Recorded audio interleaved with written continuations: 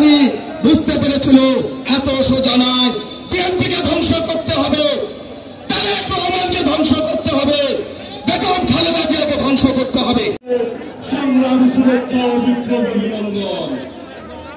এই সরকারের বিরুদ্ধে লড়াই করেছিলাম একটি সম্মানিত আহ্বায়ক, দীর্ঘদিন নির্যাতিত আওয়ামী ফ্যাসিস্ট দ্বারা নির্যাতিত বিএনপি নেতা যারা রহিম নেওয়াজ, এদের এখানে এই সঞ্জয়ী একজন নেতা, যিনি সাবেক স্বেচ্ছাসেবক দলের নাটোর জেলা স্বেচ্ছাসেবক দলের সাবেক সভাপতি, আপনাদের প্রিয় একজন মানুষ, নাটোর বিএনপির সকল যুগ্ম আহ্বায়কবৃন্দ, সদস্যবৃন্দ, সকল থানা এবং পৌর বিএনপির সাবেক সভাপতি এবং সাধারণ সম্পাদক বৃন্দ এবং আমার প্রিয় লালপুর বাগাতি পাড়ার সাধারণ জনগণ, সবাইকে আমার ব্যক্তিগত, এমন একজন বাংলাদেশের নেতা, একমাত্র ব্যক্তি যার কোন বক্তব্যের স্বয়ং শত্রু ও কোনো সমালোচনা করার সাহস দেখান নাই, সমালোচনা করার মতো কোনো প্রমাণ নাই। জাতীয় নির্বাচনের রোডম্যাপ ঘোষণা, রাকিব রহমান ও সুজন সহ অসংখ্য নেতৃবৃন্দ আন্দোলনে যারা কোনো আন্দোলন সংগ্রামে ছিল না, তাদেরকে বিএনপিতে থাকতে রুহুল কুদ্দুস তালুকদার জুলুমের বিরুদ্ধে, সাহেবের পুতুলের বিরুদ্ধে কোন চক্র পিছনে আপনারা বলেছেন।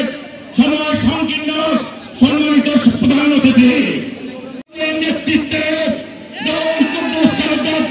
পরিশ্রমে হাঁটি হাঁটি পা পা করে পূর্ণাঙ্গ রূপ ধারণ করেছে। আওয়ামী লীগ ক্ষমতা চেয়ারম্যান ছিল বিএনপির, দুটি ইউনিয়নের মেয়র, দুটি পৌরসভার মেয়র ছিল বিএনপির।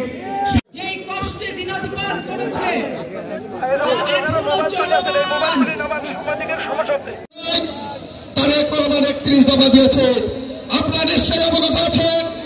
2008 সালের নির্বাচনের পর হাসিনা সরকার, আমার সামনে নেতৃবৃন্দ, সর্বপ্রথমে সিংড়া বিএনপির পক্ষ থেকে সবাইকে শুভেচ্ছা এবং উপস্থিত রয়েছেন ঢাকা থেকে আগত ভাইস চেয়ারম্যান আমাদের প্রিয় নেতা আজম ভাই। 12 বছর এক সাধারণ সম্পাদক ছিলাম। অ্যাডভোকেট রুহুল কুদ্দুস তালুকদার দুলু আমাকে 1910 সালে জেলা বিএনপির আহ্বায়ক হিসেবে দায়িত্ব গ্রহণ।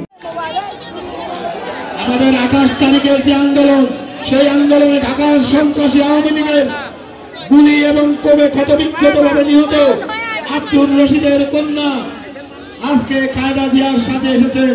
আপনারা সবাই লালপুর আরবাব ইউনিয়নের আব্দুর রশিদের কন্যা, আপনারা করতালি দিয়ে তাকে বরণ করে নেবেন।